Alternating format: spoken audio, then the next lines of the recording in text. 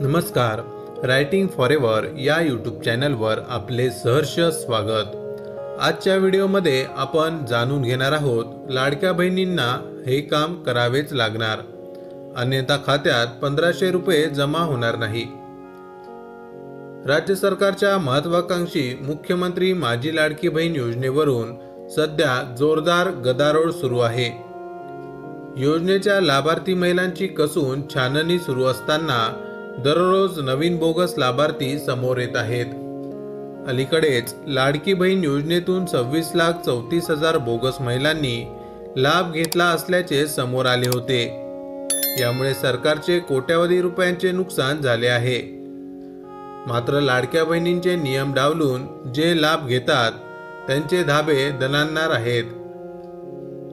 या पार्श्वभूमीवर राज्य सरकारकडून मोठा निर्णय घेण्यात आला आहे। आता फसवणुकीला आळा घालण्यासाठी सरकारने पात्र लाभार्थींचे ई-केवायसी करण्याचा निर्णय घेतला आहे। ई-केवायसी करून फेरपडताळणी केली जाणार आहे। यामुळे आणखी काही बोगस लाभार्थींची माहिती समोर येईल। जर तुम्ही हे वेळेत केलं नाही तर तुमच्या खात्यावर पैसे जमा होणार नाहीत। त्यामुळे आता सर्व महिलांना ई-केवायसी करावे लागणार आहे। ई-केवायसी पूर्ण करणाऱ्या महिलांनाच योजनेत पुढचा लाभ मिळणार आहे। लवकरच ही प्रोसेस सुरू केली जाईल।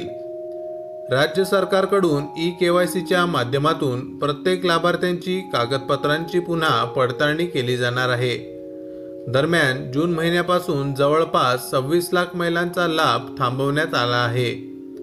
लाडकी बहीण योजनेत 2,63,00,000 महिलांनी लाभ घेतला आहे। त्यापैकी आता फक्त 2,41,00,000 महिलांना लाभ मिळणार आहे। कोणत्या महिला ठरणार अपात्र? वार्षिक उत्पन्न 2.5 लाखांपेक्षा जास्त आहे। कुटुंबात सरकारी कर्मचारी किंवा निवृत्त कर्मचारी आहेत। कुटुंबात आयकर भरतात। माजी, सध्याच्या आमदार, संसद किंवा उच्च पदस्थ सरकारचे अधिकारी आहेत। कुटुंबाकडे 4 चाकी वाहन आहे।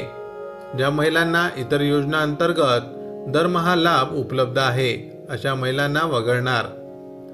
ज्या महिला लग्नानंतर महाराष्ट्र सोडून इतर राज्यात स्थलांतरित झाल्या त्यांना योजनेतून वगळलं जाईल। विरोधकांचा सरकारवर हल्लाबोल। निवडणुकीपूर्वी सरसकट महिलांना लाभ देणाऱ्या सरकारवर विरोधकांनी जोरदार टीका केली होती।